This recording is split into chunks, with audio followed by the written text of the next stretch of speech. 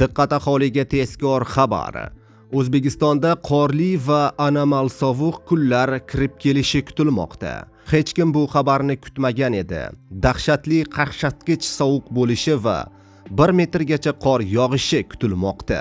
Assalomu alaykum, hurmatli tomoshabinlar, tezkor yangiliklardan birinchilardan bo'lib xabardor bo'lishni istasangiz, videorolik ostiga like tugmachasini bosib qo'yishni unutmang. Like bosgan insonni Xudoyim doim qo'llasin. Diqqat qiling. O'zgidromet 14-yanvardan 17-yanvargacha kutilayotgan ob-havo ma'lumotini e'lon qildi.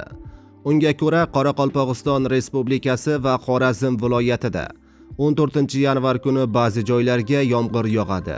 15-yanvar kuni ba'zi joylarga yog'ingarchilik, yomg'ir, qor bo'ladi.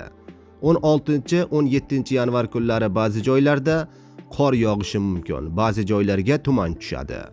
Havo harorati 14-yanvar kuni kechasi 2 daraja sovuq, kunduzi 5-10 daraja iliq bo'ladi. 15-17-yanvar kunlari 2-7 daraja sovuq, kechasi kunduzi ham 2 daraja sovuq bo'ladi. Buxoro va Navoiy viloyatida 14-yanvar kuni yog'ingarchilik kutilmaydi. 15-17-yanvar kuni ba'zi joylarga yog'ingarchilik, yomg'ir, qor bo'ladi. Havo harorati 14-yanvar kuni kechasi 4-9 daraja iliq, kunduzi 15-20 daraja iliq bo'ladi. 15 va 17-yanvar kunlari havo harorati kechasi 2-7 daraja sovuq, kunduzi 2 daraja sovuq bo'ladi.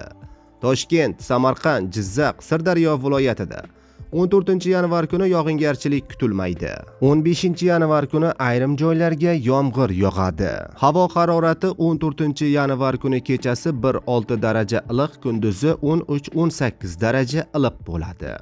15-16-yanvar kunlari kechasi 2 daraja sovuq, kunduz kunlari 0-5 daraja iliq bo'ladi. Qashqadaryo va Surxondaryo viloyatida 14-yanvar kuni yog'ingarchilik kutilmaydi. 15-yanvarga kelib ayrim joylarda yomg'ir yog'adi. Havo harorati 14-15-yanvar kuni 2-3 daraja, kechasi iliq, kunduz kunlari 14-15 daraja iliq bo'ladi. 16-17-yanvar kunlari kechasi 2 daraja sovuq, kunduz kunlari 2-7 daraja iliq bo'ladi. Andijon, Namangan, Farg'ona viloyatida 14 va 15-yanvar kuni yog'ingarchilik kutilmaydi.